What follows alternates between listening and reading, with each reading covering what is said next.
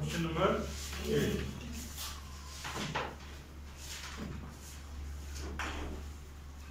इस क्वेश्चन में कहा गया है figure 12.26 depicts a racing track whose left and right end are semicircular. The distance between the two inner parallel line segment is 60 meter and they are 106 meter long.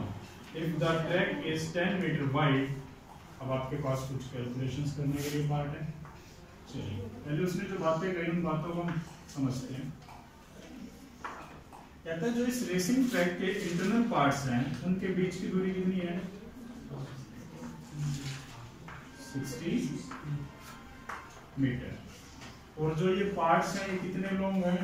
106 metre. ये parts भी कितने बड़े रहे? 106 metre. हम racing track बना रहे हैं और हर ट्रैक की जो यहाँ से विड्थ है वो कितनी है? 10 मीटर और 10 मीटर।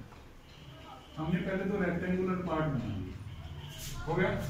इसका एरिया निकालना हो, इस रेक्टेंगुलर एरिया और इस रेक्टेंगुलर एरिया प्लस कर दिया गया। फिर क्या किया गया? यहां से इस ट्रैक को राउंड घुमाया गया। अब ये कैसे रीजन है? Semi circular region. Outer semi circular region में से inner semi circular region minus कर दें तो ट्रैक बच जाएगा। ठीक है, चलिए अब कुछ आगे कहानियां समझते हैं। ऐसा ही एक सेमी सर्कुलर रीजन इधर है।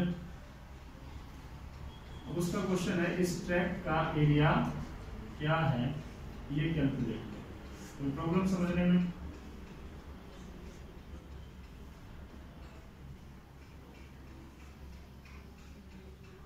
दुनिया ट्रैक। अब यहां से बात करते हैं। अगर ये पूरा 60 मीटर है तो इसका हाफ क्या होगा? 30 मीटर। अगर ट्रैक की चौड़ाई 10 मीटर है तो यहां से यहां तक कितना होगा? 40। जितने भी पार्ट्स थे वो यहां पर है। क्वेश्चन में उसने कोई नाम मेंशन नहीं किया। ठीक है, अब आप इसके खुद नाम दे सकते हैं।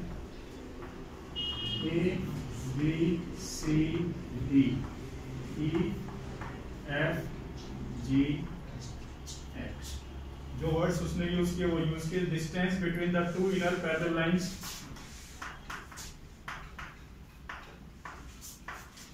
Distance between two inner parallel lines is equal to 60 meter and they are each 106 meter long. Length of each line, उन लाइंस की लंबाई कितनी दे रही है? 106 meter. Now width of the track,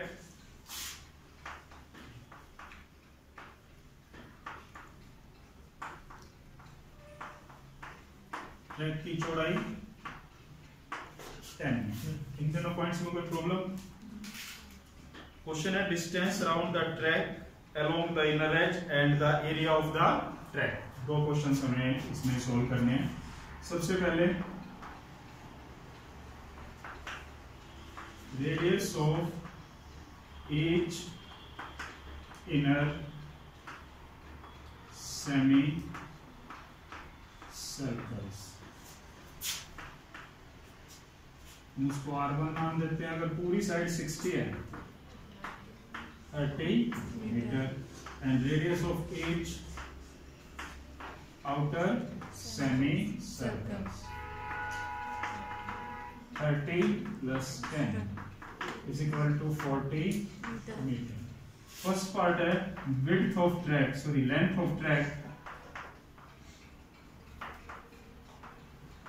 या perimeter of track along its inner edge.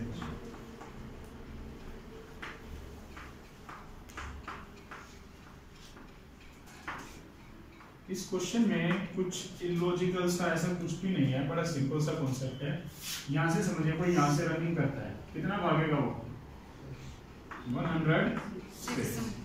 यहाँ से वो घूमा पूरा सर्कल 2 पाई आर, फिर ये तो आधा है, कितना बचा पाई r.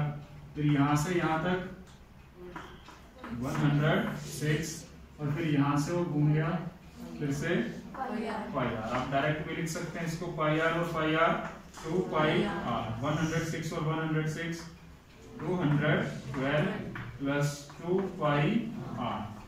212 plus 2, value of pi कुछ कैंसिल 3.14 यूज कर लेते हैं, and the value of r is 30।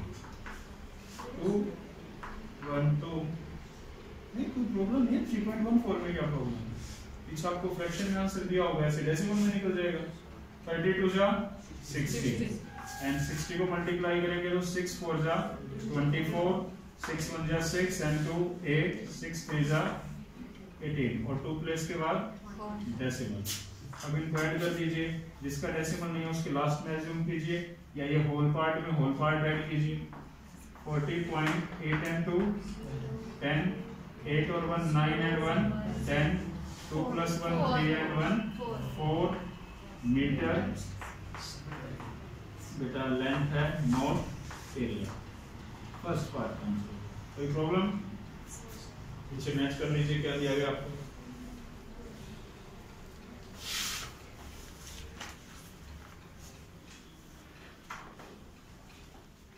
Now क्या मिला? बोलिए। 28 करना डिवाइड। 7 4 जा 0, 4 उतारा नहीं होता डिवाइड 0 और कितने में गया 7 5 जा 35, राउंड ऑफ हो गया, कितना आ गया? कोई प्रॉब्लम? अब कोई प्रॉब्लम नहीं होती, लगभग क्या होता है आंसर इससे। ठीक है, चलिए नेक्स्ट पार्ट में। अब कहता है एरिया ऑफ ट्रैक।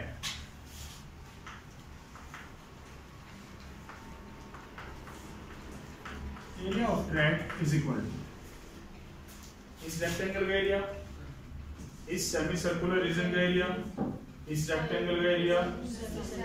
तो दो तो सेमी सर्कुलर पार्ट है एंड में और 2 रेक्टेंगल है। उसके लिए हम क्या लिख सकते हैं? एरिया ऑफ रेक्टेंगल, क्या नाम दिया हमने ऊपर वाले का? ABCD, और नीचे एरिया ऑफ रेक्टेंगल EFGH। यहाँ हम एक का निकाल के उसे 2 से क्या कर सकते हैं, क्योंकि दोनों सेम है। प्लस जो यहाँ पर सेमी सर्कुलर रीजन है, पूरे सर्कल का एरिया होता है पाई आर स्क्वायर, और होलो सर्कल का होता है पाई एक्सटर्नल रेडियस स्क्वायर माइनस, और उसका कर दिया जाए हाफ। ऐसा ही एक रीजन इधर है और एक region half pi external radius square minus internal radius square. Okay, हमने यहाँ नाम लिया R1 और R2, तो जैसे नाम हमने वहां पर मेंशन किया हम वही यूज करेंगे। R1 R2 ग्रेटर है और R1 smaller, R2 minus R1, और यहाँ पर भी R2 माइनस R1 का स्क्वायर। तो प्रॉब्लम, अब एरिया 106 इंटू 10, सेकेंड रेक्टेंगल का भी 106 इंटू प्लस, ये दोनों सेम है, 2 से मल्टीप्लाई हो जाएंगे या डबल हो गए। 2 into 1 by cancel, value of pi 22/7, external radius square 40 square minus 30 square. Okay, ये बना 1060 प्लस 1060, 22/7।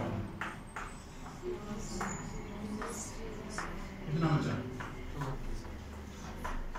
700 कैंसिल हो गया, 2200, और ये बना 2120, 212 ऐड किया 0 2 2 plus 1 3 2 and 2 4, sorry,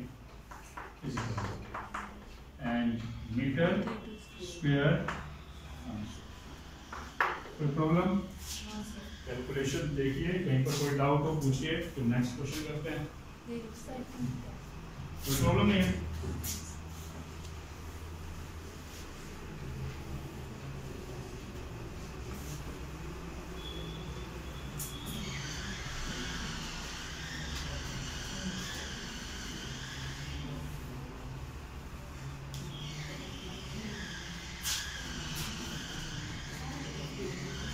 Question number 10.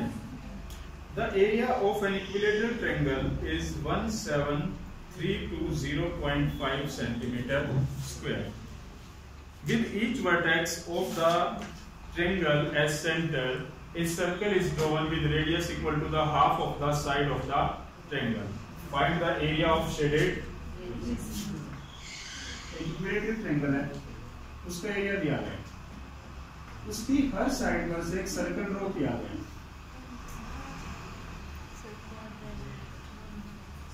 Her vertex पर से, सॉरी, और उस सर्कल की रेडियस साइड की हाफ है। एक सर्कल यहां से, एक इस वर्टेक्स से और एक इस वर्टेक्स से। कहते हैं इस रीजन का एरिया निकालिए। तो ट्रायंगल में से इन तीन सेक्टर को क्या कर दिया जाए? माइनस। अब इक्विलेटरल ट्रायंगल है, ऑब्वियस सी बात है, सभी 60 डिग्री है। बस प्रॉब्लम एक है, हमें सर्कल्स की रेडियस नहीं दी गई, and at the place of radius हमें क्या दिया गया है? Area of equilateral triangle.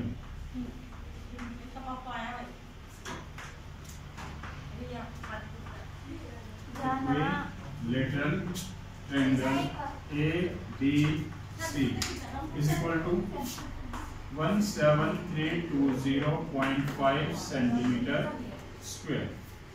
अब इक्विलेटरल ट्रायंगल में एरिया होता है √3/4 into side square is equal to 17320.5.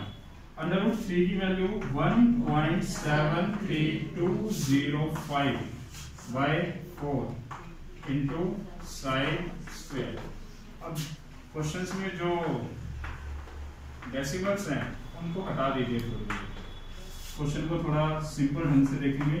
17320 और उसके पॉइंट हटे 1 2 3 4 5 into side square 17320 cancel. Now side square is equal to 1 2 3 4 5 divided by 10. अब जो 40,000 बचा, ये किसका स्क्वायर होता है?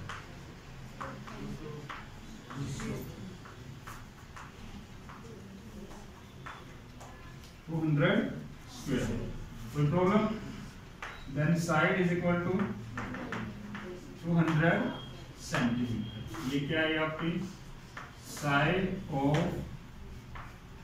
Equilateral triangle is equal to 200। कोई प्रॉब्लम? अब जो हर कोने पर सर्कल ड्रॉ किए गए हैं उनकी रेडियस क्या हो गई है?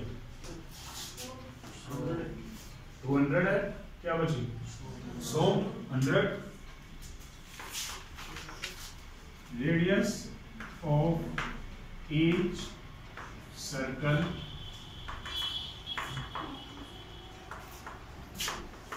is equal to 100 centimeter. अब क्वेश्चन है find the area of shaded region. Area of shaded region is equal to area of triangle equilateral triangle, वो हमें दिया गया है, वो हमें कैलकुलेट करना है। अब यहाँ पर जो तीनों सेक्टर वो सेम दिख रहे हैं, क्योंकि तीनों का एंगल कितना है? 60 डिग्री, और तीनों की रेडियस 100, मींस तीनों सेम है। एक सेक्टर का area theta by 360 into pi R, और ऐसे कितने सेक्टर हैं? उसका 3 टाइम्स कर दे 3 2 जा 6. 1/2 value of pi 3.14 and r square 200 into 100 into 100. तो ट्रायंगल का एरिया हमें स्टार्टिंग में दिया गया था 17320.5. ओके, इसको 100 से मल्टीप्लाई किया, पॉइंट कैंसिल हो गया, कट गया. अब उसको 5 से और मल्टीप्लाई कर दो या 50 से. 0 5 4 जा 20, 5 1 जा 5 4 2 7 and 5 3 जा 15 minus 17320.5. क्या बचा माइनस में 0.5.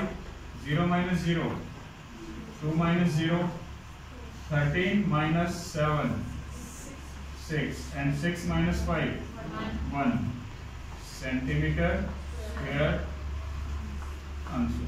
देखिए क्या आंसर है. कोई प्रॉब्लम?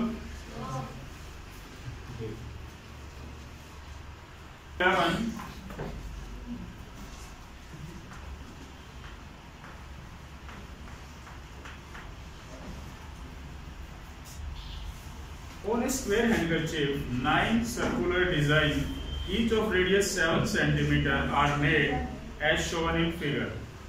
एक हैंकी के ऊपर 9 सर्कल ड्रॉ किए गए.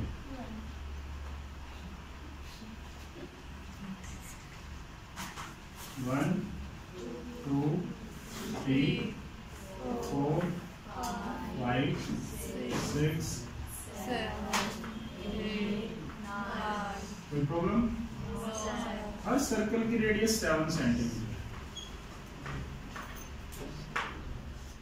Radius of each circle 7 centimetre.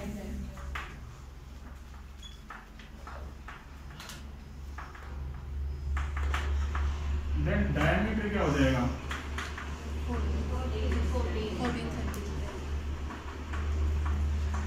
14 centimetre. Number of circles 9. अगर एक सर्कल का डायमीटर 14 है तो एक साइड पर कितने सर्कल हैं? 3. देन साइड ऑफ या स्क्वायर शेप हैंकी कितनी हो जाएगी? 42. Then side of square shape hanky या जो भी वर्ड यूज किया जाता है आपका handkerchief is equal to 14 into 3 42 centimetre. Question है find the area of remaining portion of the hanky. इन सर्कल के अलावा कितना पोर्शन बचा? पूरे हैंकी में से 9 सर्कल्स को माइनस कर दें, जो रिमेनिंग पोर्शन है वो आ जाएगा. Area of remaining portion of hanky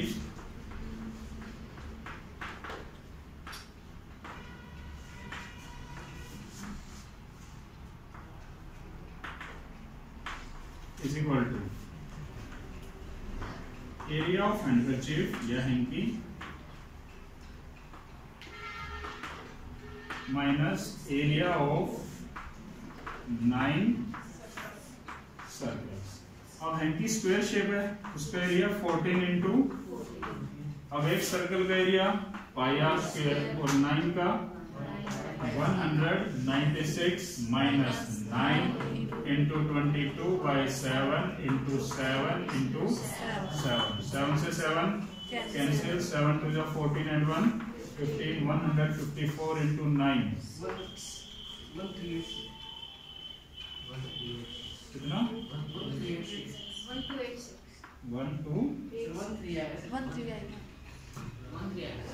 okay. और हैंकी की साइड 14 नहीं है, हैंकी की साइड 42 है. Sorry for that. क्या आएगा भाई? 1764. मैं खुद कर लूंगा.